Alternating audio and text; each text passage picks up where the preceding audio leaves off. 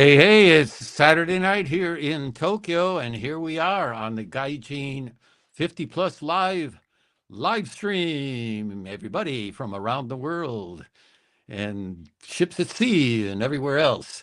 And here are the two visitors, strangers from the strange planet, in a nice, warm, toasty Tokyo.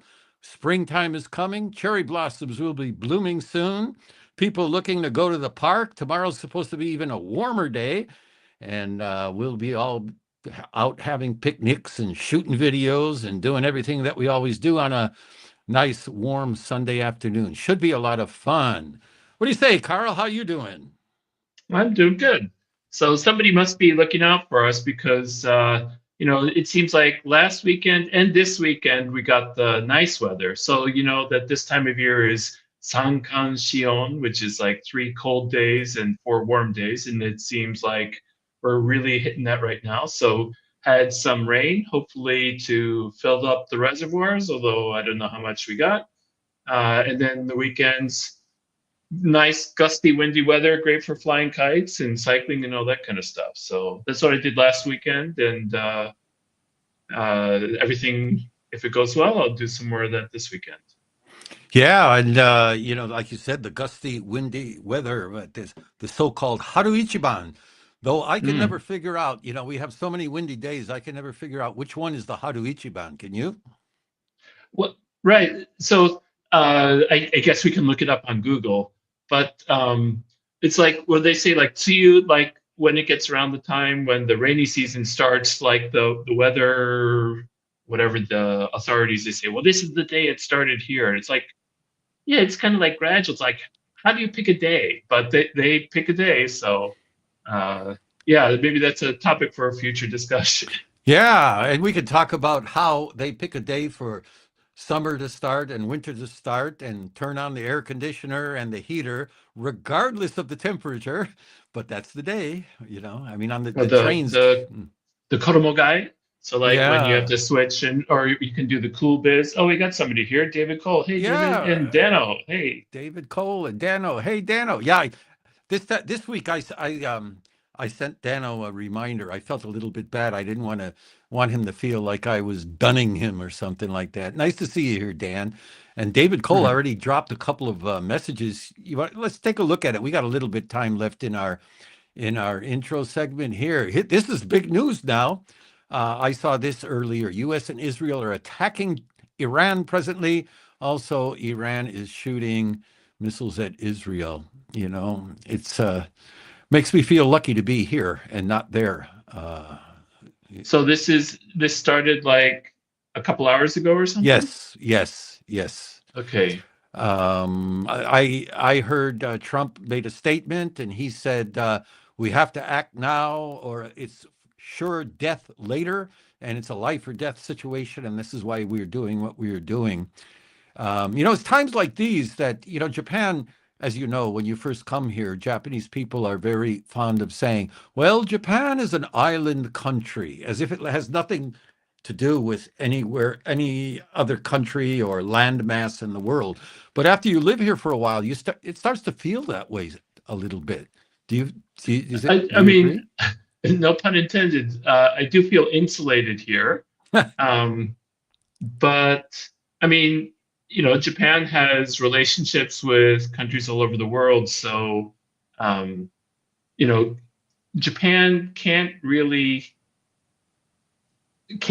just say, well, like it can't just be isolationist and say, just leave us alone. We're not going to deal with anybody because that wouldn't work for Japanese economy either. So uh, I, I think the water makes, it insulates it, but it doesn't completely, separate Japan from the rest of the world. Right.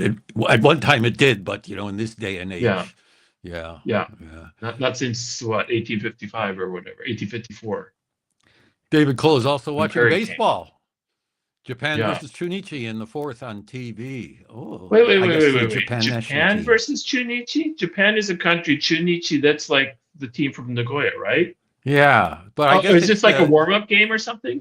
yeah, they're getting ready for the World Okay. Baseball Classic or whatever that is. Right. Yeah, Yeah. yeah. So, yeah, Japan Japan has won become last time, right? Like, Yeah, they win a lot.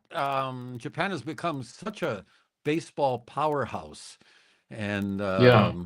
it's really interesting. I mean, I think sometime after World War II, maybe even before that, Japan, Hmm. I think, somehow made up its collective mind that all we got to do is be able to beat these people at baseball and we'll be okay. And it seems that they set their mind to it and they were successful, huh?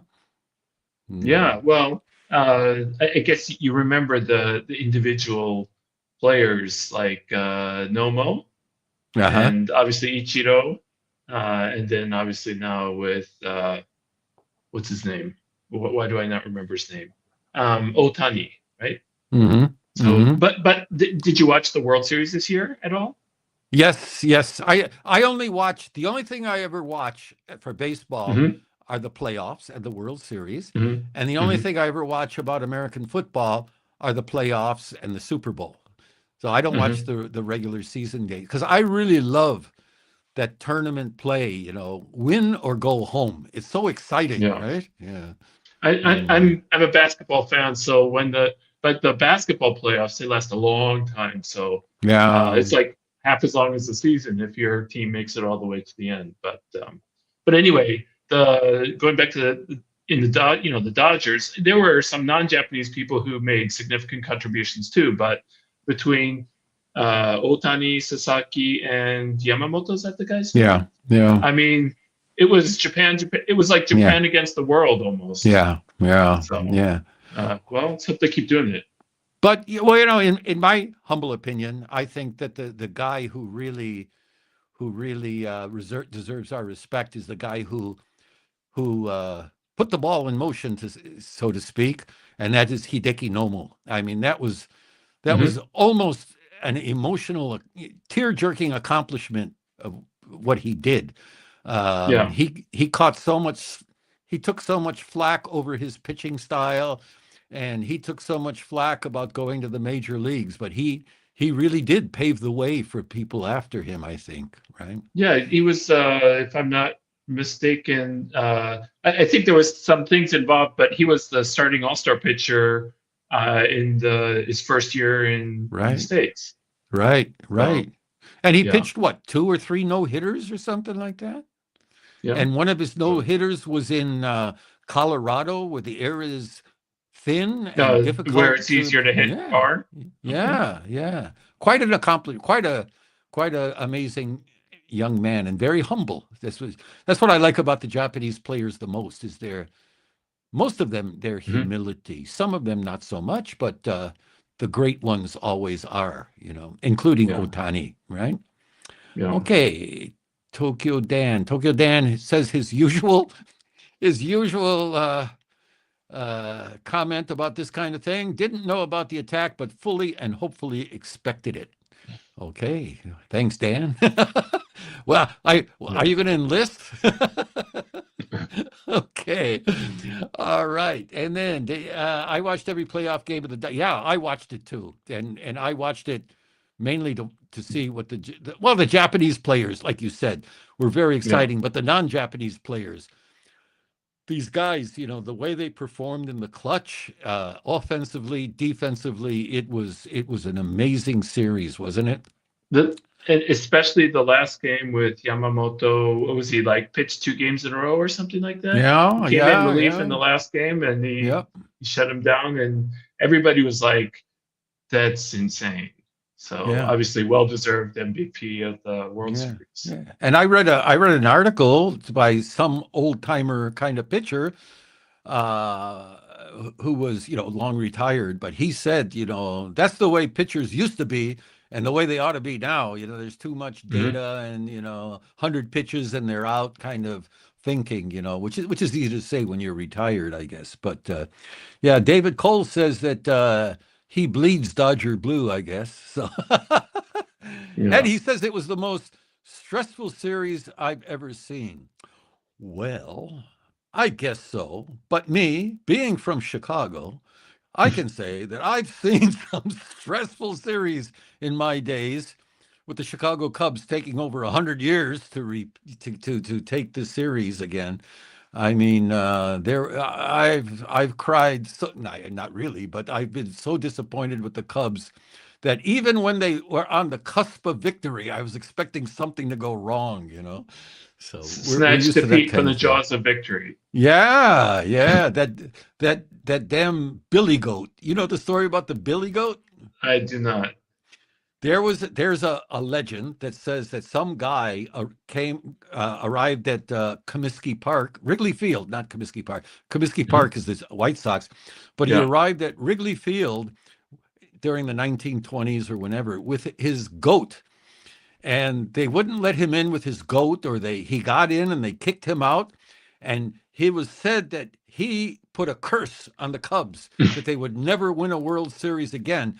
And near Wrigley Field, there is actually a tavern named Billy Goat Tavern. So That's right. that When was the was this? legend. Huh? When I was don't know. this? Yeah, 1920s or something like that. I'm talking off the top of my head now, but it was long, long, long ago, right? That they Did, would never win again. sorry if this is a stupid question. Did they have radio back then? I'm pretty sure they didn't have TV. So I'm just wondering if he went Radio? there. Did he go there and listen to the game on the radio instead of watching it live? I don't know. I don't So like the sports know. bar or something. Yeah, So, yeah. so actually, so I'm sort of I'm from Michigan, but I have a tie to New York. So speaking of baseball teams that never win, the Mets. I don't know about these days, but for many, many, many, many, many years, the Mets never won. So I just wondered, do Cubs fans, are they like secret? I don't know. Do they have like a sister city relationship, so to speak, with Mets fans? Well, I'll tell you something that you may not know, you young whippersnapper, Mm-hmm. but but I was around when the Miracle Mets won. So 69, right? Yeah, Or 68, 69, something when like that. Okay. The Miracle Mets were Yeah. down in the standings, Mm-hmm. and then they climbed and won the Mm-hmm. league title. Do you know who was in first place at that time? The Cubs. Chicago Cubs. I remember it very clearly. We thought this is the year, and it was the Miracle Mets who did us in. So Okay. we've got something to talk about there. So you can relate, but you can't. They're not your friends. I can relate in a bad way, Nah, I think it's cool to have the Mets. We've had our baseball. The Cubs won a couple of years ago, and before that, the White Sox won at one time with who was that guy? Ozzy something or another. The I manager want to say used to Ozzy be. Osbourne, but that's not him. His The Ozzy, shortstop. No, Hispanic guy. I don't know. He said he had one of the coolest quotes I ever heard. He took the White Sox to the World Series as a manager, and they were Mm-hmm. talking to him in a TV show, a radio show, and they were talking about the role of a manager, and he said the role of a manager isn't that important. He says a lot of bad managers have won the pennant. He says I was a bad manager and I won the pennant. I always thought he was so cool, right?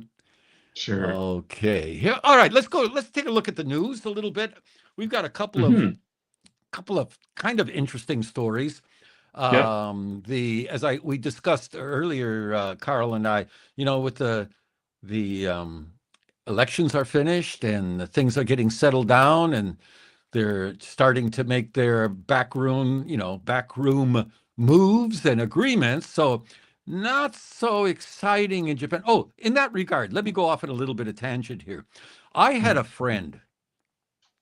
Listen to this. I had a friend, and this was back in, I would say, the early 2000s or so. He told me, and he used to work for a major news organization, and he told me that there was a columnist who wrote about Japan related he wrote a column about Japan related news, and he would always avoid putting the name Japan in the headline, because if a headline had Japan in it, nobody would read the story. Japan was such a boring place as far as news was concerned. This was when? 2000, early 2000s. Yeah. Mm-hmm. I guess that doesn't speak well for our channel here. That's why I was so glad when Takaichi came along. You know, it was a laugh a minute there for a while, but okay. Well, if nothing else, Takaichi made young voters more interested in politics. I No think. kidding. I mean, I'm talking about Japanese people. No kidding. So hopefully, I think, you know, people being interested in politics, you know, regardless of their individual views, I think is a good thing. Yeah. So Yeah. hopefully that stays to be the case. Yeah, that's an accomplishment in its own right, isn't it? Yeah. Yep. Okay. Well, let me do what I said I was going to do. We're going to do the old switcheroo here. Here we go, and get us. What? See, Ed, I was all prepared, and something happened. We'll be with you in a minute. I think that we had something like this last week, didn't we? Where I think we did. Yeah, I tried to. Okay, this should do it. All right, here we are. Now, let me get rid of David here for a while. We'll get to Tokyo Dan's comment in a minute. This is the governor of Ibaraki Prefecture. Now, all you GAIJIN50 fans out there, anybody looking to pick up a couple of 10,000 yen notes here? Well, I got good news for you. You might be able to pick up a little side money by being a bounty hunter. News coming out of Ibaraki Prefecture. Ibaraki Prefecture is getting set to offer cash rewards to people who report illegal foreign workers. Woo! What do you think about that? And of course, Ibaraki. I think it's complicated, but you're asking the audience, not me. Yeah, that's fine. So Ibaraki Prefecture's new program sparks concerns over anti-foreigner discrimination. And they said that the Ibaraki Prefecture government has announced that it will implement a new reporting program offering cash reward in exchange for information on undocumented foreign workers. According to the Immigration Bureau, out of the approximately 14,000 foreigners reported as illegally employed in Japan in 2024, nearly a quarter of them are working in Ibaraki Prefecture, the highest number by prefecture for the third consecutive year. First of all, I didn't realize that Ibaraki Prefecture had so many illegal foreign workers. Second of all, what do you think about offering a bounty on reporting illegal workers? Yeah, so like I said, it's kind of complicated, isn't it? I guess in general, so the Takaichi administration is saying that they want to crack down on illegal, or presumably people who have overstayed or people who are conducting illegal activities.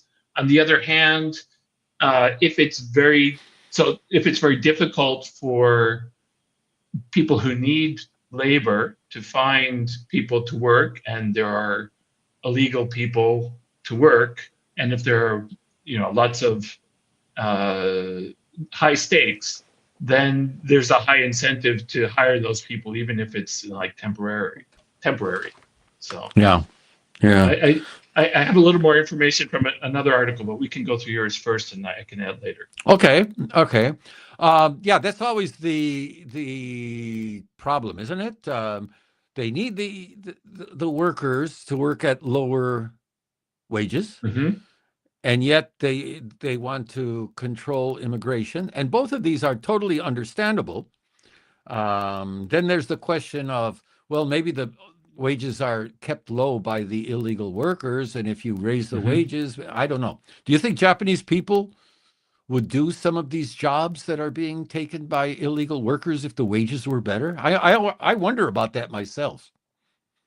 Well, I think in general there aren't a lot of young people. I don't know the specifics about Ibaraki Prefecture, but my guess is there aren't that many young people around.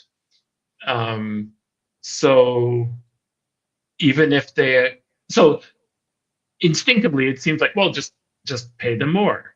But it could be that even if they pay them more, there aren't people around who are willing to do it. I don't know the specifics. Hmm. All right. Farther down in the article, they say the reward money being offered is reported to be in the tens of thousands of yen, though a specific amount is not been announced. Now, this is a part that I found very, very surprising. While the Immigration Bureau already has a similar tip system at the national level, which I didn't know, man, I better get busy. Excuse me, Carl, can I see your papers? Yeah, right. Ibaraki marks one of the first localized prefectural programs. The national system, operating since 1951, offered 50,000 yen if a report led to a deportation order. However, no rewards have been paid out between 2021 and 2025. I wonder why that is. You know, 50, even now, 50. Yeah, I mean, in theory, you know, like I'll take the. Actually, I heard in a Japanese version of this article, I heard ichimayen teido, so like approximately 10,000 yen rather than tens of thousands of yen.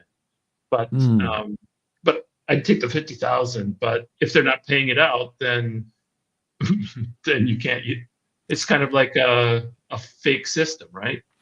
Yeah, I wonder if some sharp entrepreneur, you know, might get the idea to have tourists contact him. You know, oh, just before your visa runs out, contact me, and I'll pay you 10,000 or 15,000 yen. You overstay your visa, I'll report you. You get deported, and I get the balance of the reward. Wouldn't that be a business? You know, I don't know. I think Sound if like you get deported, they're not going to let you come back. And so these tourists who had a good time in Japan ever want to come back, I think it's better not to overstay their yeah, visit. probably. Yeah, maybe I'm overthinking this. You know, maybe it's my Chicago Actually, blood. you missed the important line there, so go back up. Right there, stop. So 70% of the illegal laborers work in the agricultural industry. There you go. That's going to come out later when I talk about my secret info. Okay, this is so Ibaraki produces quite a lot of agricultural products. So so when you go to the store, they usually say like which prefecture something's from. Take a look next time. I bet a fair amount comes from Ibaraki. But you know, I used to spend a lot of time in Tochigi, and Tochigi is right next to Ibaraki. And I used to go to Ibaraki back and forth to play golf. They're, you know, they share a pretty long border. So I wonder where Tochigi comes in this kind of thing as far as illegal laborers. I wonder why a quarter. Be close. Yeah, it might be close. Yeah, in terms of illegal immigrants. Okay, and I'll turn it over to you in a minute. I just gotta. So this one person, there's a person named Yoshimizu who's a Jiho Yoshimizu, head of Nichietsu Tomoiki Shienkai, a Tokyo-based nonprofit organization, and he says he expressed concern that a reward system will only worsen conditions for foreigners and encourage hostile retaliation based on fears of being reported. And Eriko Suzuki, a professor from Tokyo's Kokushikan University, specializing in immigration policy, called Ibaraki's new measure a form of official xenophobia with high risks of attracting inaccurate information. I don't know. That sounds like kind of inflammatory language. Wrapping this up, Ibaraki officials and members of the prefecture's Foreigner Employment Office have tried to reassure the public that the department will work out the details of the system in a way that takes human rights into consideration. Yeah, what do you think? So Dan, excuse me, Carl, you said you have some additional information? So regarding the like lots of false information. So apparently they haven't worked out the exact system, but one of the concerns raised is that people will just take the shotgun approach and say, "Oh, look, oh, that guy, that guy, that guy, that guy, that guy." So if they report like every foreigner they know, and then they investigate, and only like 1% or 10% of them are illegal, then they could collect the money, and the imposition put on the others, like, well, if there's no penalty, then what's to stop some? It's like spam. So they could spam these reports. And then when the governor was asked about this in a press conference, he's like, no, we're, the people working here legally should not be concerned. Now, if I was working on a farm in Ibaraki and I looked like this, and I knew about the system, maybe I won't get deported because I'm here legally, but I could anticipate, a fair amount of hassles coming in the future. I guess once the immigration officer, the policeman who came to check, had checked on me a couple of times, maybe they would say, "Oh yeah, it's him. He's good till next year, or whatever." Yeah. So actually, in the Japanese news video that I saw on this, they actually interviewed a farmer who had been hiring illegal. So basically, all the farmers are against the system in Ibaraki, according to this news article. And the one farmer who said, "Well, actually, I support this," they support it because they were penalized for hiring illegal people like 10 years ago. And they basically lost all their help. I don't remember exactly how many they had, but they had some legal and some illegal. And basically what that meant is, like, when they had to pick strawberries, there weren't enough people to pick the strawberries. So, like, basically it was, and they had small kids at home, and they said it was really hard to get in all the crops that they had, so that they were at the chance of losing money. Now, of course, you can't be making money off of illegal activities, hiring people illegally, but so another reason why they said that they hired illegal people was that in farming, you don't need the same number of people all year long. You only need people, like, at certain times you need extra help, and at other times you don't. But with I surmise from from what this person was saying, is that if you hire people through the correct legal procedure, you have to have them there all the time, even when you don't need them. So in a way, there's an issue with sort of the hiring conditions. Does that all make sense? Yeah. So it's like, it's a high incentive to hire illegally, but obviously now they're cracking down on it. So. Yeah, I remember when I first got married, my wife used to go home for the rice planting work and the rice harvesting work. There's a name for the rice planting, is taue, they call it. Yeah. And she used to go home, and she didn't do she didn't work in the fields, but she did cooking and things like that, and taking care of the workers and things like that. And it was, it was a matter of course. I mean, it had to be done, and okay.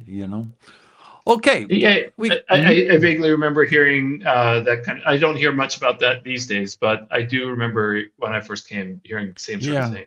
You don't hear about it much these days because of the mechanization of the especially the planting process, which back then I was told was impossible. But that's another story. All right, here's another one.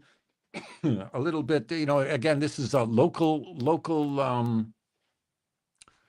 You want to check the comments? Ordinances, huh? You want to check the comments in the last one? Oh, you want to go through those first? Or I was going to say, okay. It was about this article. All right, sure. All right, I marked a couple. First, okay, Rich says, this is a very bad idea. It's just the same scheme that totalitarian regimes use to control the people. This is the way Japan wants to be. I think not. Okay, as far as bounty systems and things like that. Yeah, because it's easy to say, okay, we got to protect Japanese, I don't know, something. So we're gonna kick these people out. But how about the farmers who depend upon these people? So it's a very difficult and like like our Japanese brothers and sisters like to say, it's a very difficult problem. 難しいですね。難しいですね. Okay. Thank you, Rich, for your comment. And he goes on and he says, remember, it takes both an illegal employer and an illegal employee to collaborate in it. And that is the biggest point in the United States and in Japan. They're always going after the illegal employee, while the illegal employer, I don't know, do they even get into trouble at all, even though they are breaking the law? Mm-hmm. Yeah, in this story, then they weren't allowed to hire foreigners for several years, and that caused them a lot of hardship. So, I don't know what the fine was, but yeah.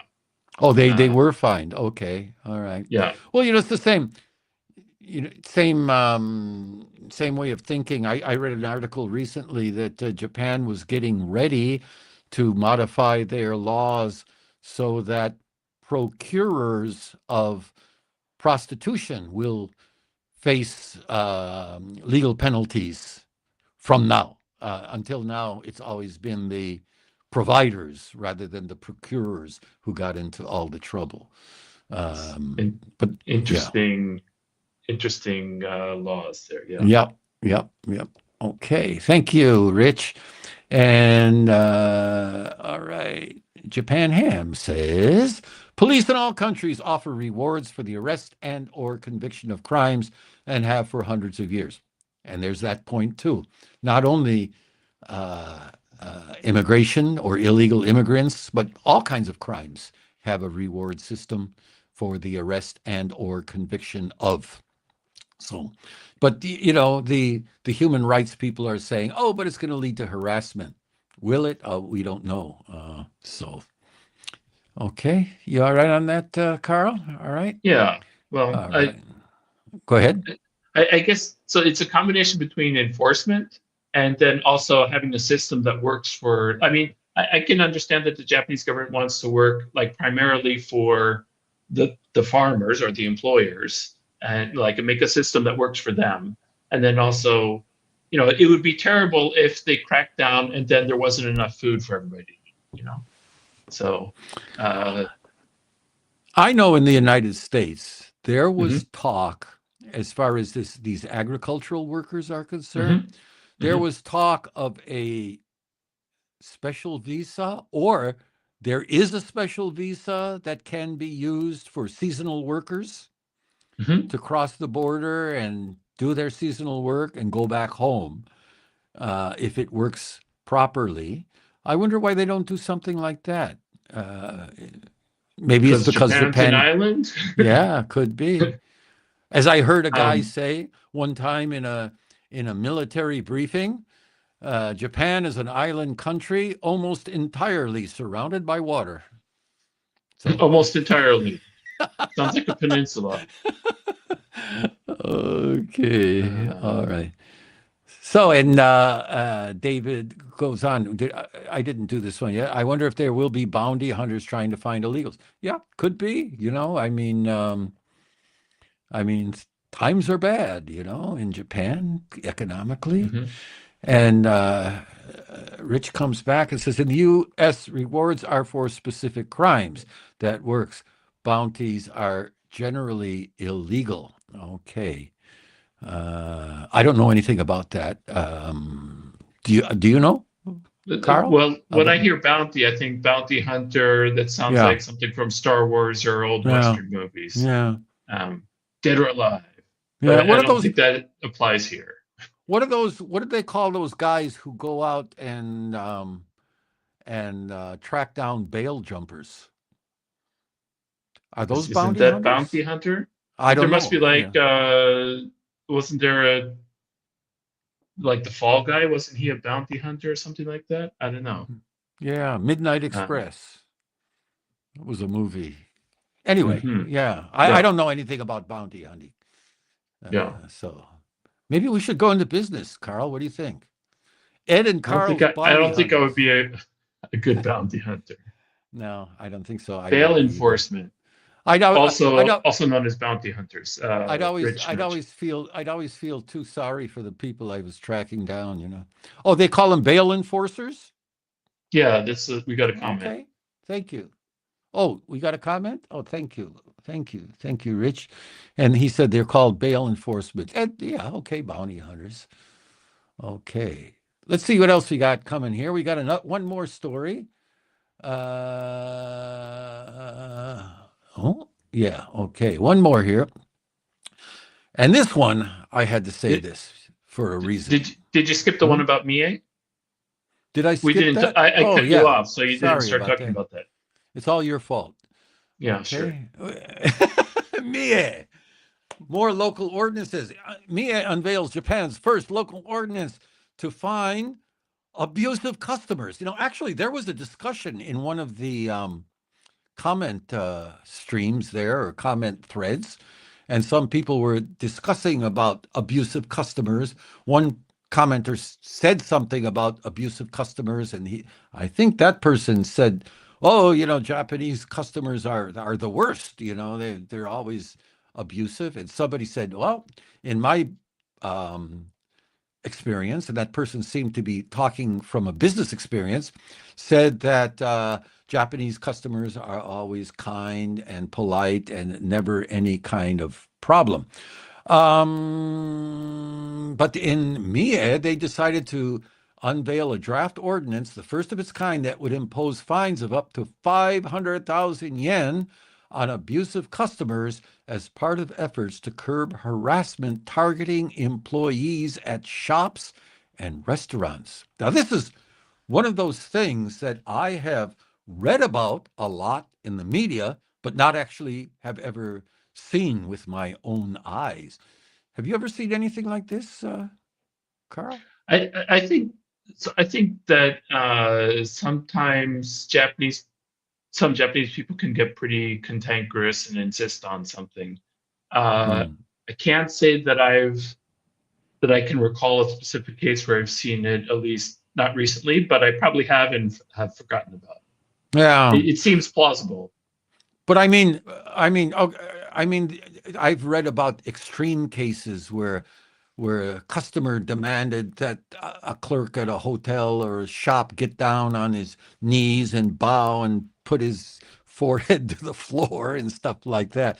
Evidently, this is supposed to occur somewhere, but like I said, I've never seen it. But I know Japanese customers can be, you know what the word is, right, Carl? Kodawari, right?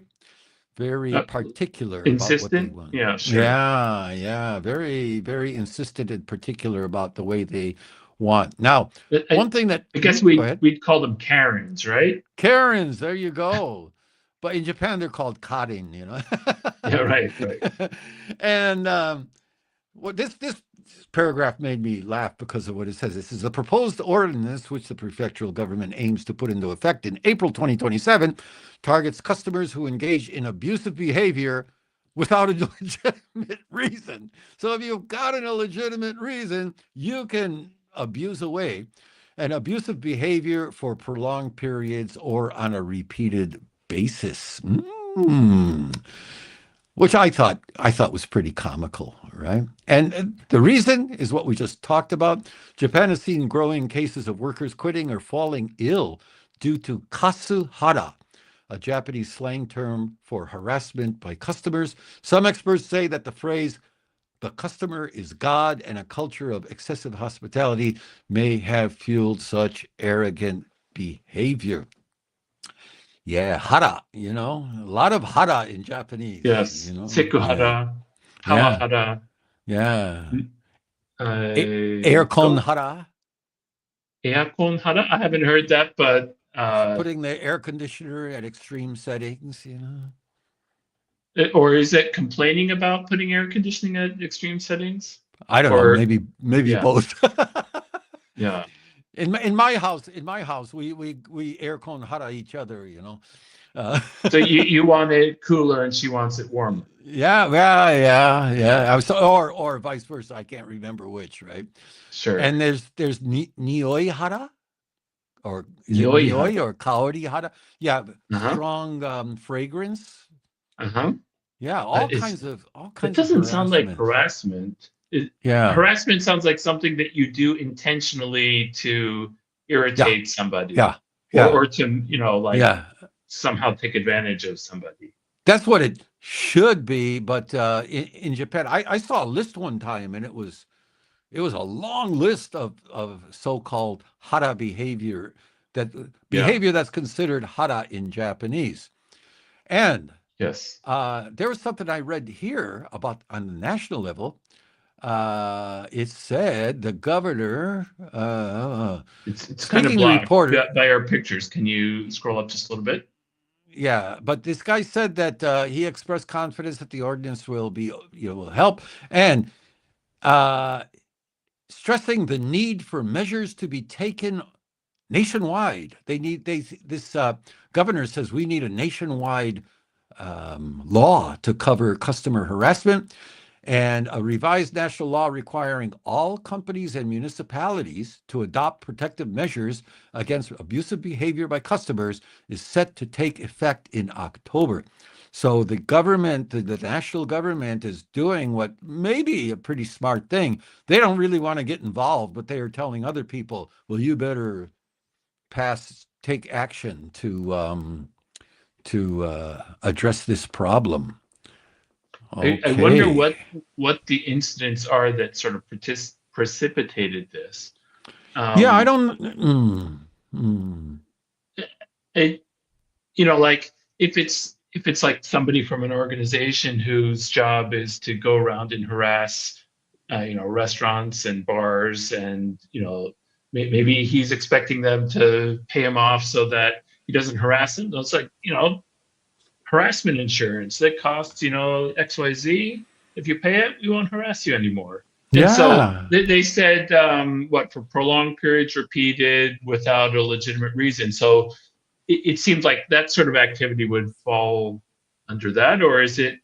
Yeah, and it sounds like they get one warnings. I don't know. Yeah, Um, there you go. We talked about that Minor Offenses Act, and there's that interference with business is mm, one of the clauses or one of the items or stipulations. I wonder why that wouldn't apply here. I don't know. I mean, mhm. you never know. Okay, But we got some. I could also see where, when a business has, like, I don't know if this is specifically at like restaurants and bars, but if they have done something, uh, and the customer is looking to get compensated, and they keep rebuffing them, now they can countersue, say, no, you're harassing us. Yeah, I don't know. yeah, So yeah. it, that's Hmm. okay. Go ahead. Well, maybe I got to be real careful what I say because I'll get in trouble again. But the way it is here, I think everybody. I don't think I'm imagining things, but a lot of times these kind of social rules or practices or cultural claims, such as Hmm. the customer is God or something like that, are though maybe good in a way, for controlling people. Sometimes they are abused by people. You have somebody giving you a hard time, and you wanna tell them cut it out, but you're advised, oh, you can't do that because in Japan we never do that kind of thing. So just eat it up and go home, kind of thing. So maybe this is one of those things that people are a cultural abusing omotenashi, kind of, Hmm. yeah. Yeah. As a customer can expect to be treated with omotenashi, and then turn that expectation into coercion.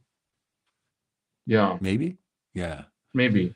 I, yeah. I've heard in the States where like people will call up, an establishment saying like, I had for example, a pizza shop, and was like, I ordered a pizza there yesterday and I had a hair in my pizza yesterday. What are you going to Uh, do about it?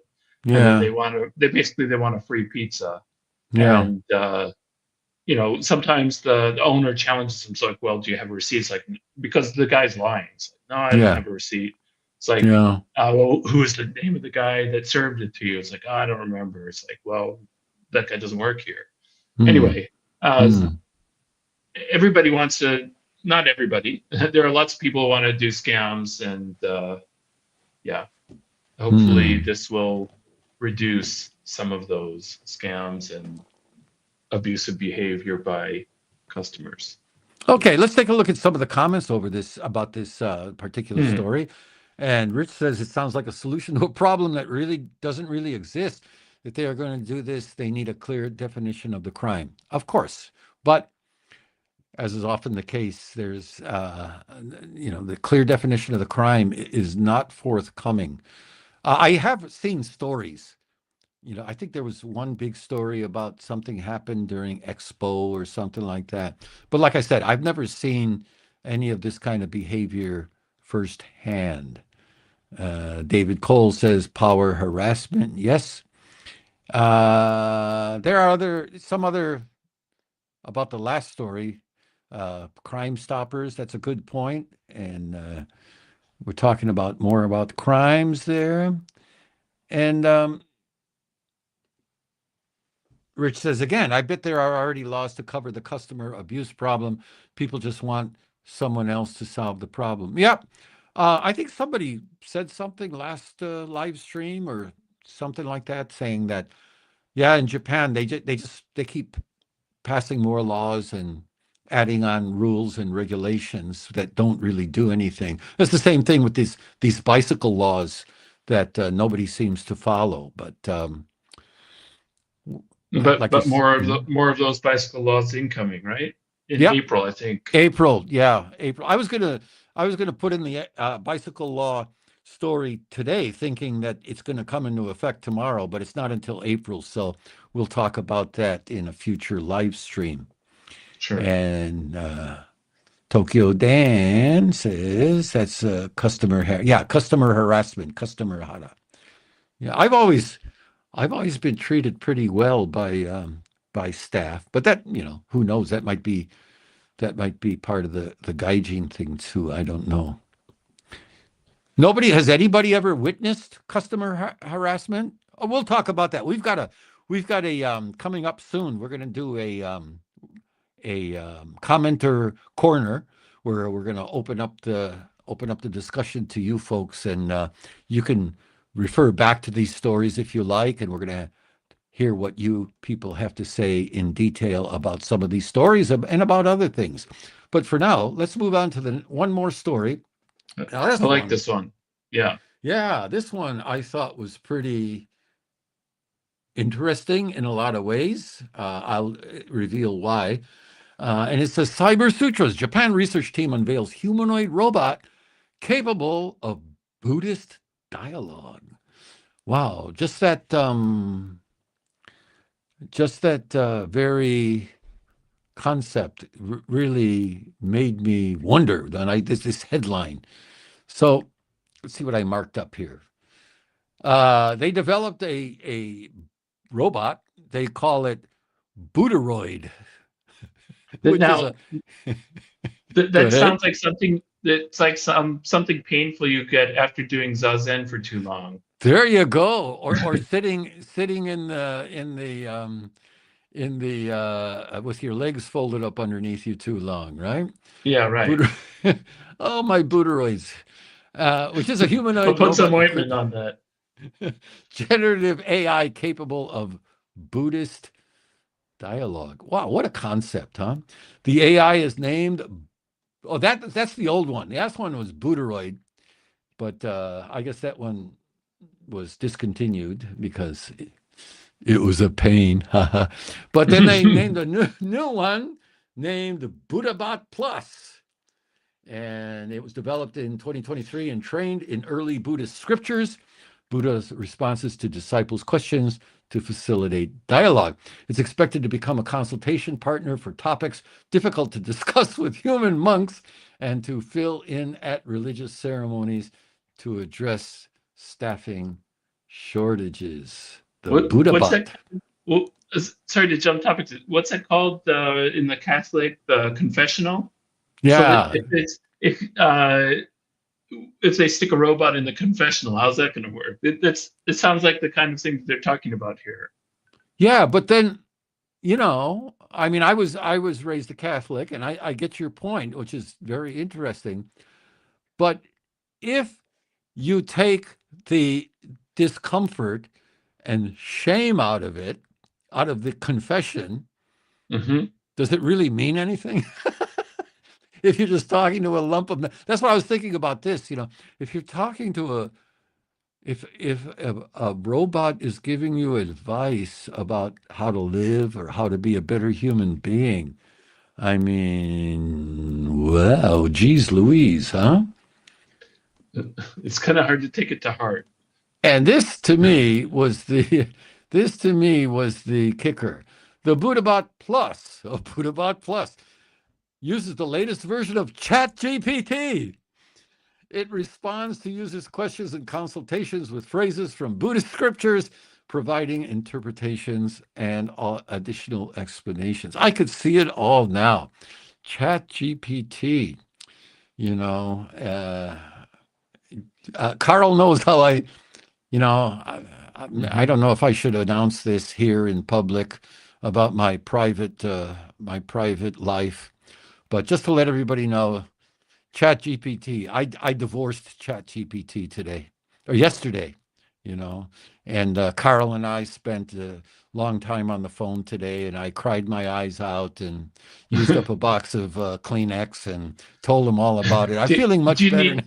do you need a motherboard to cry on? Yeah. I mean, it was horrible, And I keep saying I divorced ChatGPT because, or maybe I've mentioned this in the past, but when ChatGPT first came out and I started using it, I was so happy with it at first that I used to tell my friends, "Oh, if ChatGPT were a woman, I'd marry it," because it talked to me, it was so nice to me and stuff like that. Mm-hmm.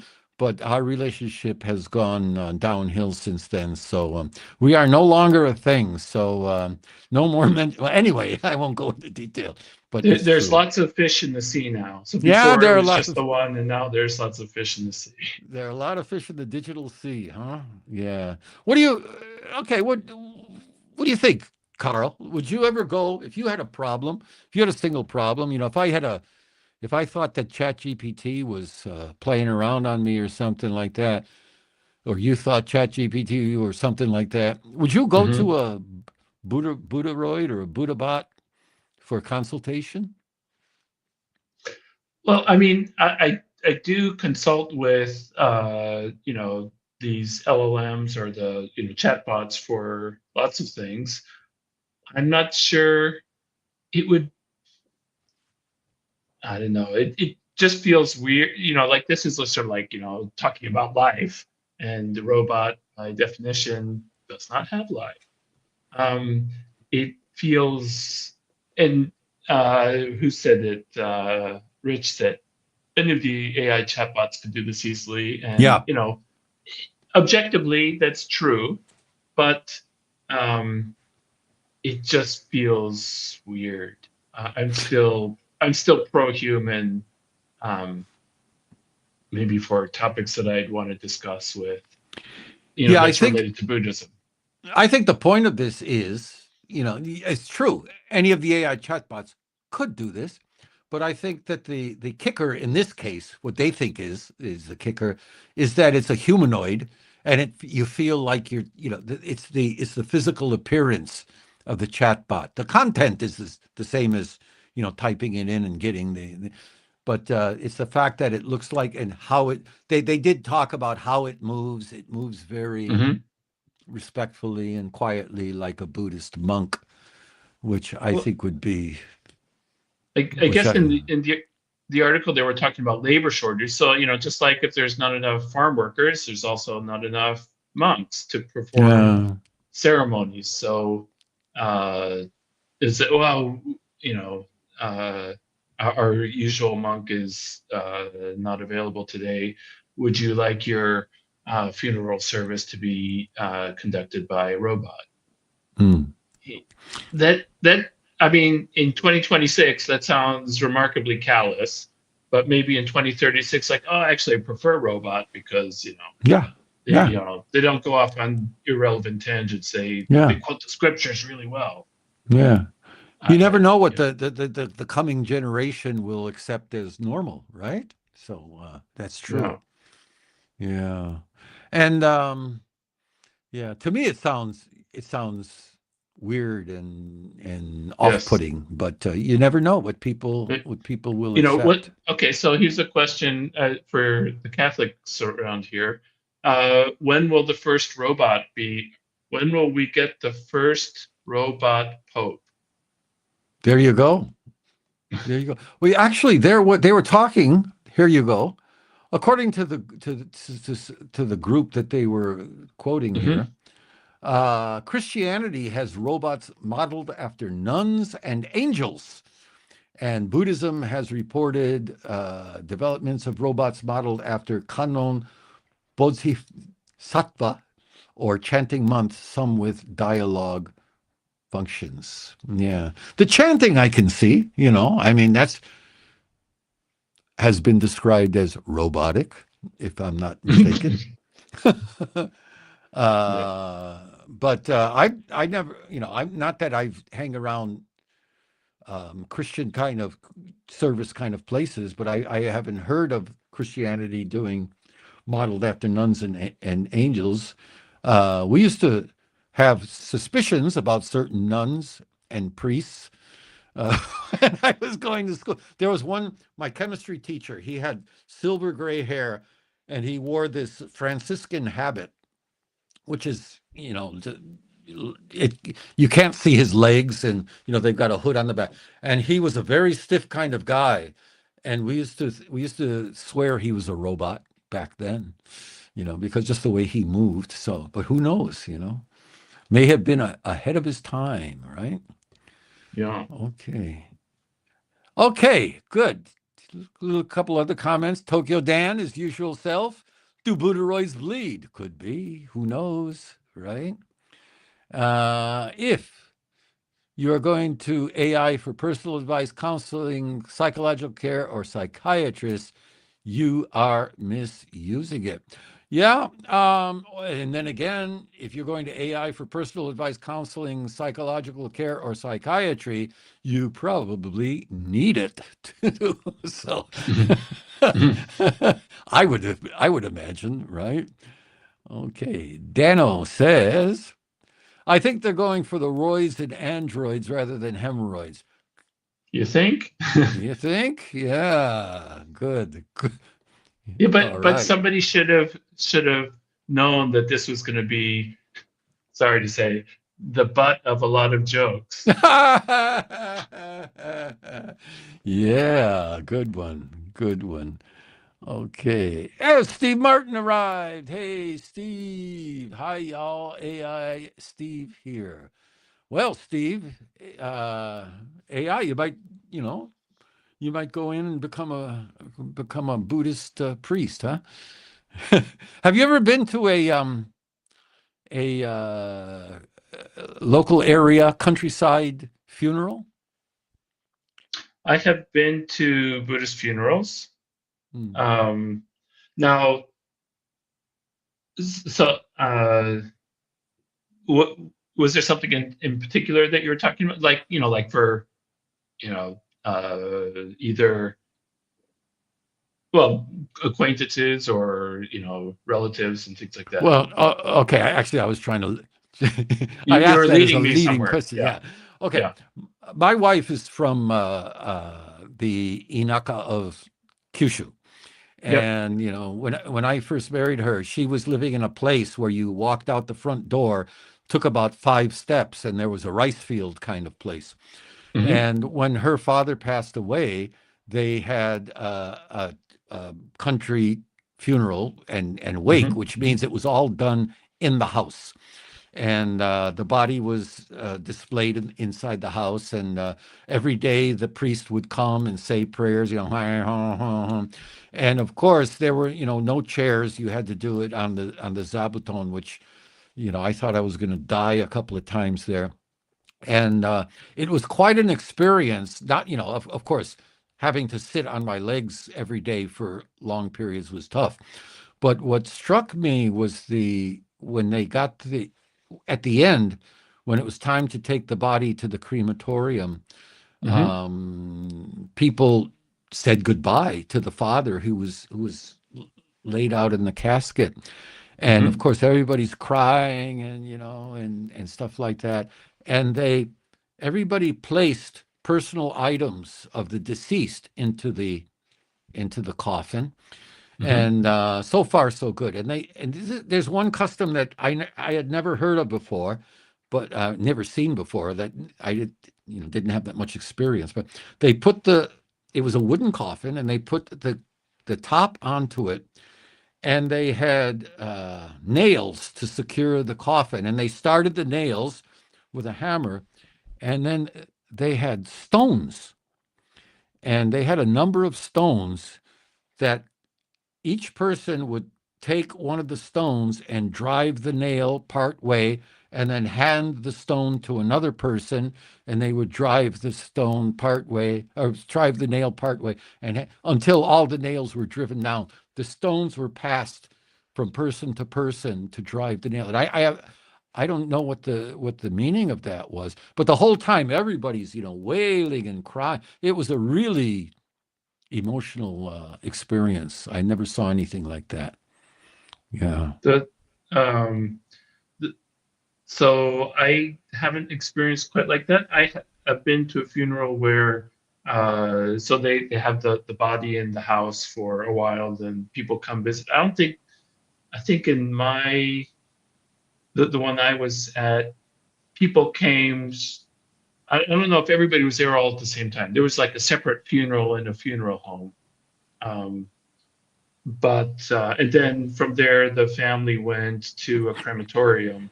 And then, so there's, in Japan, there's the famous thing, you're not supposed to pass food with chopsticks. Yeah. And the reason is that after a body is cremated, they use chopsticks, and you do pass bones of the cremated person. And that's the only time that you do it. And then every other time when you pass off chopsticks, that's right. Or maybe this is about sticking the chopsticks in sticking in your bowl of rice or something like that. That's a no-no. Well, I think that's part of the wake thing, right? After the cremation. Okay. Because during the wake, the body is still there, right? Right, but I'm talking about the chopsticks in the rice. I may be wrong, but anyway, I think, sure. What did I do? Wrong place I'm looking. All right, and Rich says, I've been to Okinawa, Japanese, and various Buddhist funerals. The biggest question at everyone was, who is going to push the button? I assume you're talking about the start the cremation process. Yeah. I've never. Well, what do they do? Janken or what? I've never experienced that, but that's interesting. Tokyo Dan loved it. He goes, he had a good one. Okay. All right, and that's that was my fault that we got off on the tangent about funerals. So that brings us to I think we're going to commenter time, right? Oh no! First we have memories. Memories. La la la. Isn't there a song like that? Memories. That's with Barbara Streisand. I don't know. I don't remember. Of my mind. Yeah. There you go. Okay. The way so, Carl and I we're gonna take the initiative here, and we're gonna talk about some memorable events. And after our discussion of memories, I mean, you can go ahead and comment as we talk. And we're not going to pick up your comments as we talk now, because our next segment is going to be up to the commenters. And so you're going to have your say there. So, Carl, I'm going to ask you to take it for a minute and tell me about your surprises, your shocks when you came to Sure. Japan.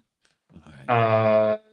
So some of these are more shocking than others, but so I came to Japan in 1993, and that was the year when so apparently Mount Pinatubo in the Philippines had erupted in 1991, sending ash throughout the atmosphere, and Japan had a very cold summer, and they had to import all this rice from overseas. And so that was one thing. I guess I wasn't surprised about imported rice, but all of the prices of all of the food was like really high. So I was expecting high prices, and I was expecting small apartments, but the prices were higher than I thought they were going to be, and the apartments were also smaller than I thought they were going to be. Now the apartments haven't gotten any bigger. I've just gotten, if anything else, coming to the Tokyo metropolitan area, apartments have gotten smaller, but I've gotten used to it. So, so that's one thing. I guess another thing, it wasn't. I guess I was surprised to hear it, but it used to be that in order to get a phone, you had to buy a telephone subscription, right? Apparently, it was 72,000 yen. I remember it's like that doesn't get you anything. It only gets you the right to have a phone, and that was kind of crazy. It's like, what are you talking about? I just pay my monthly bill. Maybe I pay an installation fee. It's like, no, you have to buy the right, and you can sell it. So there was a market for people to buy the right from you. So, oh, can I buy a used right? Anyway, that was something that was kind of strange for me. And the last one, which is related to bicycles, I come from a place where the streets are wide, the streets have shoulders, and the streets have sidewalks. In Japan, there's, it's like obvious, but so many streets don't have sidewalks, and it just felt really dangerous. I mean, now it's like that's just the way it is, but when I first came, it felt really dangerous. So, Yeah, Yeah. the telephone thing. Yeah, I agree. That was one of the most shocking things. Even back when I came here, a telephone was, everybody had a telephone back home. And then I was down in Fukuoka, and I was a little bit outside of the city, downtown proper. And I looked into getting a telephone. And like you said, you had to put out a big chunk of money to buy the right to have a telephone. And where I was living, if your dwelling or the place where you want your telephone installed was removed from the main line, you had to pay the construction cost of the line to your house. It was very expensive, and I didn't have a telephone in my house for a long, long time, years and years. I know, when you had to make a telephone call, you ran down to the nearest payphone, and in those days, even if you had a telephone in your house, chances are you couldn't make an international call. They had two types of telephone, and one was a black telephone. The black telephone. Yeah, Kurodenwa. Yeah. Yeah, you could make an international call. So I knew some people that I was acquainted with who had black telephones. And what we would do if we wanted to call the States, we would go over to their place and we would dial some number and connect to the operator and ask to be connected to the States. You connect to the States, you get through talking, you hang up, the operator would ring back and tell you how much the call cost, and you'd pay the owner of the phone for the price of the call. So it was, telephone was a big deal. And I heard it was quite expensive. Yes, very expensive. Yes, and yeah, I had forgotten all about that until you just mentioned it. And when Keitai came around, mobile Yeah, yeah, phones. All of those rights just sort of went, and yeah. KDD kept all the money, right? Yeah, you were left, or maybe NTT. You were left holding the Or bag. NTT, yeah, yeah. Yeah. So KDD was the one that used for one of the international International, yeah. companies. And here's another one. Here's another one for you. I had when I first started doing as a translation as a business, I had an office. And of course, my office had landline phones. This was prior to the Keitai days. And the telephones were connected to the wall by a modular jack. Mm-hmm. Now, I bought a copy and fax machine, Mm-hmm. and the machine was delivered, and the machine had a modular jack on it. So we put it in and plugged it in and stuff, and I said, "Oh, okay." And I grabbed the modular wire and stuck it into the machine. I went to stick it into the wall, and my wife said, "Wait, wait, wait, wait! You can't do that." And I said, "What are you talking about?" I said, just stick it in there. No, you're not allowed to connect. You need a technician here to connect that. And I To said, plug it in. I said, "That's the craziest thing I ever heard." And she goes, "No, you do." And I said, "No, I'll just plug it in and it'll work." And she says, "No, you're going to get into trouble." And I plugged it in and it worked fine. And I thought my wife was just, being a little bit wacky on me. But I found out later that she was right, as usual, Okay. 9 times out of 10. And she'll never admit that 10th one. But yeah, she was absolutely right. And I could have gotten into trouble if they had chosen to enforce it. Okay. Other things that surprised me what surprised me, the first thing that surprised me when I came to Japan was how modern Tokyo was. Mm-hmm.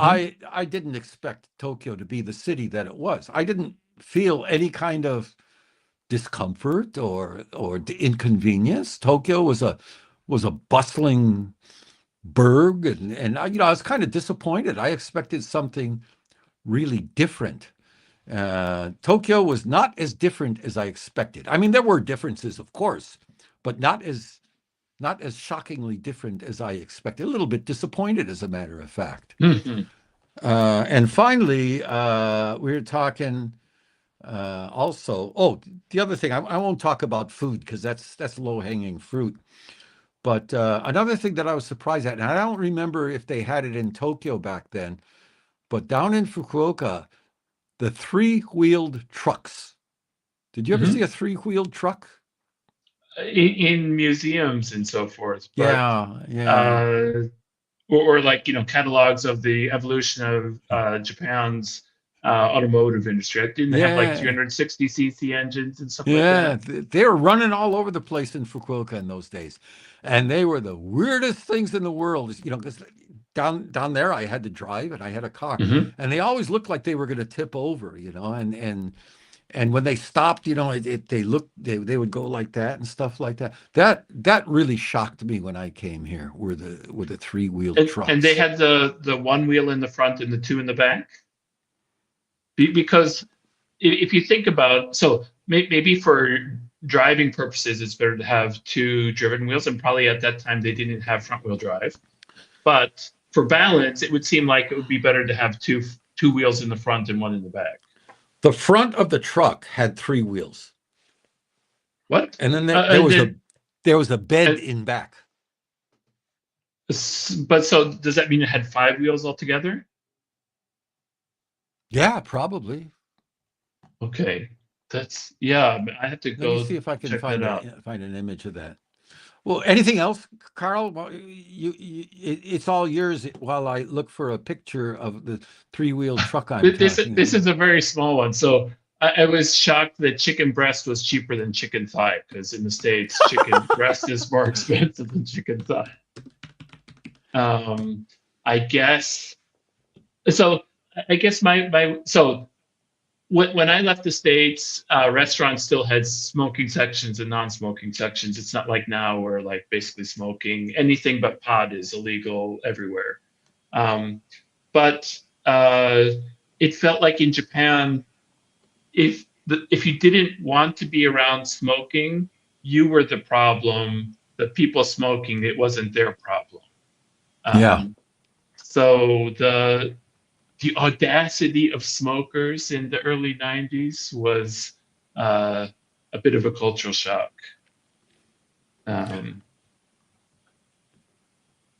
Okay, Carl, I just did a quick check here. And Okay. according to my quick check, I'm full of baloney. Okay. Yeah, I mean, there was one wheel at the front and two wheels below the bed. Okay. Yeah. Okay, It's there's, somebody, David Coles mentioned three-wheel. Richard in Japan had three-wheel trucks in Hokuriku. Yeah, it seems like there's a fair number of people who have three-wheel truck experience. yeah, if you go on online and do a three-wheel truck search and then go over to images, I mean, there's a ton of images of three-wheel trucks.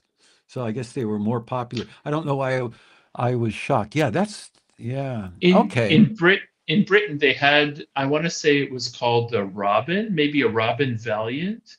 Is that right? No, Robin three Reliant.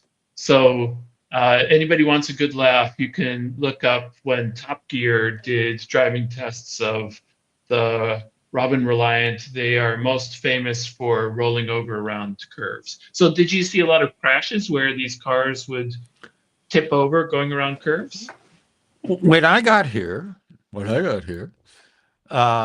Japanese, especially down in Fukuoka, I don't know much about Tokyo, but the Japanese drivers were notoriously bad. They still are. Mm-hmm. And also, there were no laws against driving and drinking in Japan back then. Mm-hmm.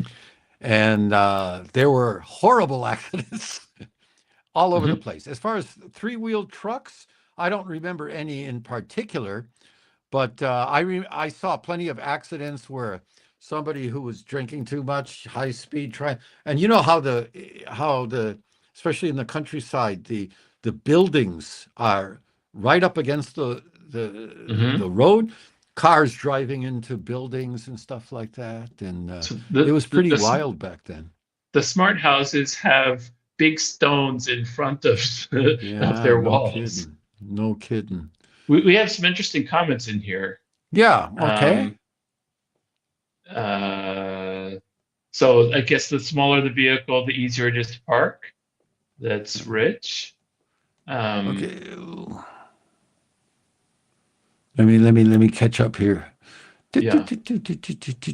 Ha ha ha ha. Watch the movie. Okay, well, we're going to get back to some of these other ones. We'll get back to them later. International phone calls. We had a three-wheel truck in Hokuriku. Okay, Richard, thank you. And 40 years ago, you had it. And three-wheel trucks were common in the 1960s. Yeah, they were, like I said, when I got here, they were all over the place. And yeah, and the air quality in that at that time was horrible, right? And he says one wheel up front. Okay. And I have actually driven a tricycle truck. They are able to park in very small places, but you need to have an experienced loadmaster or you might die. I can see it. They looked so unstable whenever I'd see them, right? Yeah. Used to be Shinkansen from Tokyo to Niigata with no non-smoking cars. Yeah, there used to be every place. Shinkansen all the way down to Kyushu used to be smoking everywhere at one point. Yeah, it was pretty horrible. Okay. My dad did a three-wheeler, so I've ridden one, but not driven one. Okay, David. And Richard in Japan, the three-wheelers were used mostly by farmers. Yeah, actually, I have that impression as well. Yeah. They were all over the city in Fukuoka when I was there, but that's in Fukuoka, right? Okay, cheeseburgers. A single cheeseburger set drove me nuts. The reason is in the States, they give you 2 cheeseburgers. It was a shock. Why? I always thought. Okay, I don't know. In the States, the cheeseburger set, they give you 2 cheeseburgers. I don't know about that, but yeah, in America, the portions are always too big, in my humble opinion. Never seen any 3-wheel tipped over. Yeah, they they they probably engineered it to be safer than I imagined them to be. I have a theory about why Japanese drivers go around the corner so slow. I think it's a holdover from 3-wheel trucks. Rich, you may have a point. You know, Carl, you drive. Don't Yeah. you get the feeling sometimes that people corner slowly, especially women? Well, I'm not a woman, but I probably go around corners pretty slow. I guess for me, I'm like, so like if it's green, even if it's green, if I have like poor visibility, like there's because the like you said, the buildings are right up to the corner of the road. I don't trust that somebody's not coming because Yeah, like some yeah, people they just go through anyway, even when they're supposed to yeah, stop. So yeah. Yeah. I guess I err on the side of caution. Are you a 3-wheel driver? No, no. No, no. Okay. It's All right. My first winter in Japan, 83, 4 of us, 2 male, 2 female, took a late night drive to Kawaji Onsen, then open air. Tochigi, one of my favorite places. The boss said, "This is Japan. Men and women bathe naked together." Now, that would be shocking, Steve Martin. I've never seen that kind of men and women bathing naked together. Have you ever experienced that, Carl? You have? Yeah. so that was why we went there. I remember going to Beppu. It Ah, must have been 93, 94, and not all of them, but at least one of the ones that we went to. It was mixed bathing, yeah. konyoku. Konyoku, eh? Um, and I remember, yeah. Anyway, there was the water was very muddy, so it wasn't. Uh, yeah, it wasn't like, okay, here's what I got. What do you got? Um, so it was, but still, we don't do it now, so it doesn't happen. But presumably in the past in Japan, it was like fairly normal. But I stopped prematurely because Steve Martin's story goes on. And Okay. I believed that shit. I was the first to strip naked and jump in. The Japanese secretary and Aussie colleague covered their eyes, fingers only slightly spread. They were putting them on. It wasn't a konyoku at all. It began snowing, and the boss had a bottle of Hakutsuru sake. So we all, except the boss slash driver, ended up naked in the onsen and drinking yukimizake. Okay, and it still goes on. I went back alone by motorcycle on the following spring Sunday, hoping to pick up a cutie. Nothing but very elderly locals. Obasans can be shamelessly scary. No comment on that, but yeah, I agree. Oh, I Yeah, did yes, comment. I noticed in the Konyoku, then it was mostly Obasans. Uh, Yeah, so Obasan, yes. right? Obasan, right? Obasan. Okay. But, Yeah, but go but ahead. my group brought a young lady from Australia who was not very shy about it, and the elderly gentlemen who were there appreciated it very much. Yeah, we all heard stories about Konyoku mixed bathing before we Mhm. came to Japan, and it's kind of a story that So everybody so even believes when about Japan. even when you arrived and when Steve arrived, it had already sort of Yeah, passed. I had never Yeah. seen anything like. As far as giving people bum information, I saw one time where there were a couple of American guys with this young Japanese lady, and they were waiting for the young Japanese lady's boyfriend to arrive by bus. And she was a student of English, and everybody's talking. And these bad gaijins told this young lady, "Hey, when you see your boyfriend, we have a really cool sign. in English. That's a greeting. And if you show him that sign, he'll be so happy. And she goes, oh yeah, what's that? And they said, this, this. And it's a true story. And the boyfriend came along and he got off the bus. Oh, hi, honey. And she went, oh, you know. Isn't that mean? It's terrible. I would That's never do mean. anything Yes. like that. Yeah. Right. We don't act like that here on GAIJIN50 Plus. Tokyo Dano says, I just tried to buy one of those three-wheeler bicycles for my wife, but the local bicycle shop said he didn't sell them because they are too dangerous. Ah, not the three-wheel trucks, but the three-wheel bicycles. Have you ever seen those? Yeah. I saw one today. Yeah. Yeah. Yeah, I see them. And they're usually like now you can get them electric powered. I guess for the people who don't have a driver's license and they need to get somewhere, even a few hundred meters away, that might be a lifeline for them. I see people. It seems like they're like going to the grocery store basically. Yeah. Well, I always wonder about those. Like Tokyo Dan here said that they're too dangerous because, if you're on a bicycle and you make a turn, you kind of lean one way or the other. But if you're on a three-wheeled bicycle, that kind of turning doesn't work, does it? You have to turn the steer. I don't know. They look a little bit unstable. So I would say that it's not so much the bicycles may or may not be unstable, but the people riding them look like they need the stability, and they may not be safe driving even a bicycle on the road. And now because they're going to be required to drive with the cars now. Yeah. So. Well, David Cole says, we called the three-wheel trucks bata bata. Oh, because they made some kind of noise or something? Bata bata bata. Sounds like they were like inherently unstable. Yeah.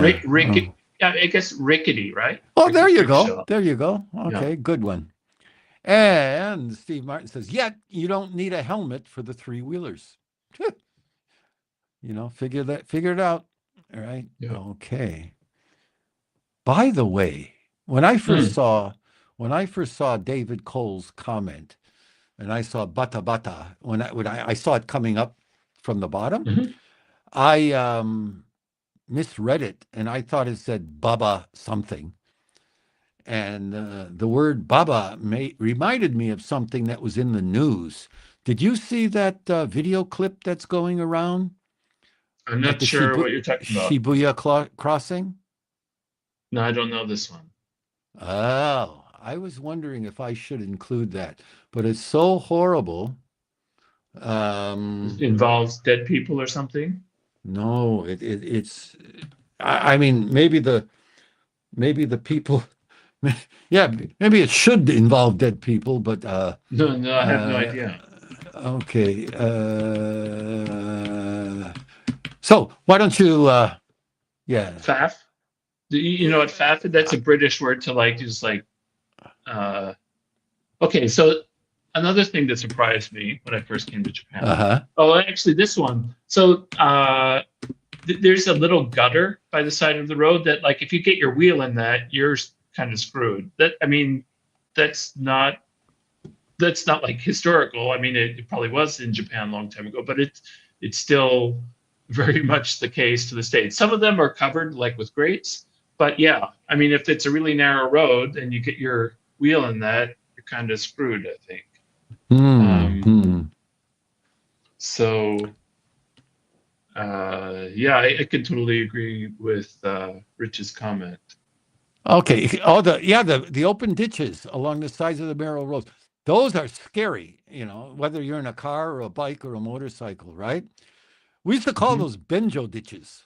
I don't know if they still do, but here's the thing I was talking about, if I may. Get a load of this. This to me is pretty horrible. And excuse me if it's going to make people feel bad, but evidently this happened. Let me see if I can get this.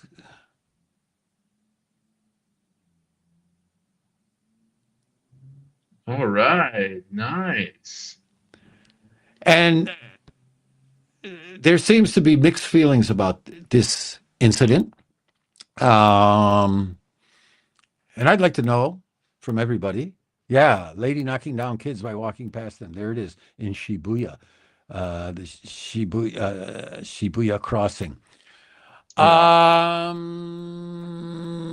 What do you Well, think, Carl? You just saw it for the first time. okay. Yeah. Reaction. So, to be honest, nasty lady, I guess you could say that, it's the world's busiest crossing, and this provides the evidence.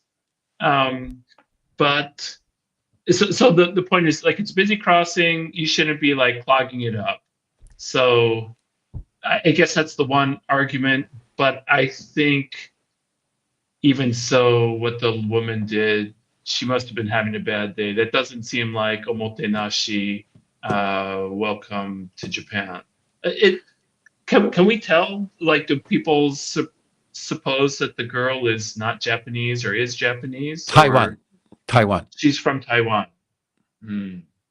Now, So Steve that came Martin. out later. Yeah. Steve Martin was surprised at what I said. I said mixed feelings. I don't mean mixed feelings about what the woman did. The discussion that I saw online was exactly what Carl described here. Is first of all, they shouldn't have been in the middle of Shibuya crossing, making, you know, posing for pictures, which is some Japanese people have started to think that that's very annoying. That said, I don't think that woman had any right to be knocking a little girl over like that. And the woman should be arrested for battery. Yeah, I mean, yeah, but I don't know. Will she be? Yeah. My guess is, with the internet, they could probably identify her. Yeah. That's a good question. Yeah. Is it AI? I don't know. I have no way of knowing. Can we look, if the writing is all messy, then it's pretty much guaranteed to be AI. When I looked at it, it was in the South China Post or something like that, if that means anything. And it wasn't in the Japanese. You would think, this is Japan, it would be in the Japanese newspaper. And South China Post is not from Taiwan, as far as I know. All right. Rich says, "Why? How come there's a video?" I think her parents were taking a video of her in the crossing, and Rich says it was on NHK TV. I wonder how NHK spun it. Yeah. What is it? South China Post is from Hong Kong. Yeah, Right. could be, but the story I saw said that the family was from Taiwan. Yeah, Hong Kong, China. China would like to make Japan look bad. Could be AI. Who knows? I guess we'll find out in the days to come. But then again, number one, there is such a thing in Japan called butsukari otoko. Even though that woman was not an otoko, that people seem to enjoy running into people. And I've run into women about that age acting just as badly. They used to call them obatarian. Yeah, sure. Yeah. They don't use that word anymore? I don't know. I haven't heard it for a long time. I know they used to say it, but yeah. I was trying to sound like the old guy again there, Carl. Maybe they do. Do they? Anybody know? Oh, hey, we're going overtime. Let's do our very quickly. We can pick up on this memories things once again. Sure. Commenter time. Let's do our commenter time a little bit, and then we'll wrap it up. So, okay, commenters, the floor is yours. Anything you'd like to talk about or comment that we left off somewhere that you want to say more about, or you want to say something new, if you would like to suggest stories you'd like us to cover or topics you'd like to cover on future live streams or videos you would like to see, no comment. You sound like a politician there, Rich. Or the time the time of the live streams, you want the time to be different, you want a different time of day, the floor is yours, and you will not be told to stifle or anything like that. Nobody will run into you. Yeah, the people writing them are unstable. They are Oh, come on, Dan. I said anything. So, okay, that's what Dan thinks. And we'll Is this move about on. the three-wheelers? I guess so. Yeah. We'll move on from there. Thanks a lot, Dan. Acting like Dan. Anybody else? Anything? No comment? Okay. Well, if we're not going to hear anything, then we will just get ready to call it a day. All right. I'm sure that as soon as we start wrapping up, that the comments will come in. Okay. It's okay. We'll do the wrap up first, and then the comments, and yeah, then we won't have to do the wrap up at the end. Maybe we'll have to do the wrap up a couple of times. Oh, in my opinion, this was fun. Thank you, Rich. And I'm not just saying this to be nice. I really appreciate your good comments and your participation. Like I heard Tom Waits say Tom Waits is a jazz kind of guy. He's playing the piano and he says, "I'd like to thank everyone for being here tonight. If nobody showed up, it would have been a real bummer." So that's the way I feel. Okay. And I just wondering if you covered the client trying to use ChatGPT and how to make the prime minister look bad. No, we didn't talk about that, Steve. Do you know what he's talking about? Yeah, there was evidently they found some, I think it was Chinese, something related to the Chinese government. They talked to ChatGPT asking for advice on how to make Takaichi look bad or something. I think that's what it was, Steve. Actually, I think on. Go ahead. Go ahead. Oh, maybe on the one of the articles for today that was listed as one of the other articles I might be interested in. Oh, okay. So yeah, but I don't see it. So yeah, and which I think, if that was the Chinese government, wow, I mean, the Chinese government is really mad at Japan and Takaichi in particular, because she's making waves. She goes to China about every day, and it's refreshing in a way. But any other news on what's going on in Iran? I wonder. That's not Japan. I have to check that out after this. But yeah, well, I guess I hope it's over as quickly as possible. As soon as possible, yeah. And with the least amount of life lost. So. Yeah, I'm a little bit surprised at all this bombing and stuff like that. I thought, anyway.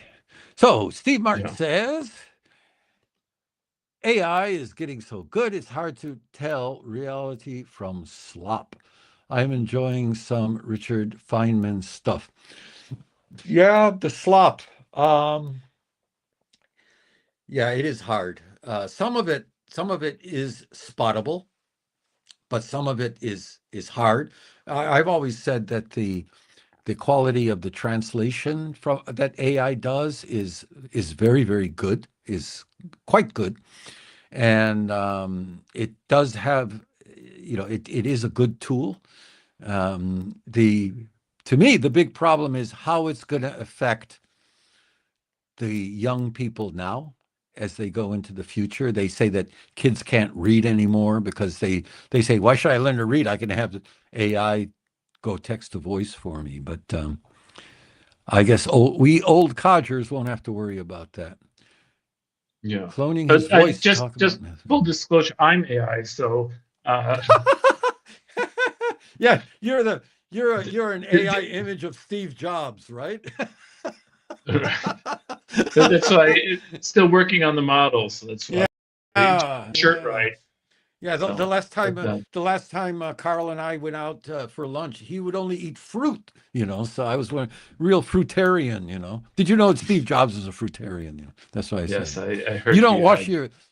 your feet in the toilet or anything like that, do you? I hadn't heard that one, but No, well, when I was working 5 days a week and I was having to commute every day, I was subscribed to Audible. And hmm I got a copy of Steve Jobs' biography on Audible, hmm hmm and it was wild. Steve Jobs used to wash his feet in the toilet where he was working, and they actually put him on the midnight shift because he smelled so bad. Oh, this is like before Apple at Xerox or Yeah, something? before Apple, when he was still a non-famous Steve Before Jobs. he was a billionaire. Yeah. Yeah. Okay, we've got Steve some Martin. comments coming in. Spell checkers are already ruining kids and adults' ability to spell. Yep. And I'm a good example of bad spelling. Yep, me too. I mean, I'm not going to say I'm a great speller, but I can talk up a spell, I'm sure.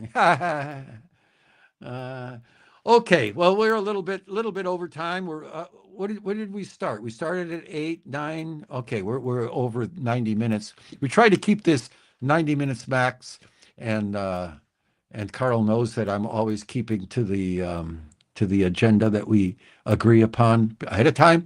But let's end Mhm. it for today. Those of you who are interested, I will be doing another live stream this coming Wednesday at 10 a.m. Japan time to help our to adjust to our U.S. and other country fans so they can tune in more easily. So if you've got time and if you've got an inclination, please come by. I'd love to see all of you again. Thank you for coming. Carl, you got anything to say as a close? Yeah, I had a good time. I'm learning a lot from other people who've been around for a long time about their experiences, so it's a lot of fun, and looking forward to doing it again. Okay. All right. Thank you very much, everybody, and we'll see you next time, if there is a See next ya. time. Mata ne.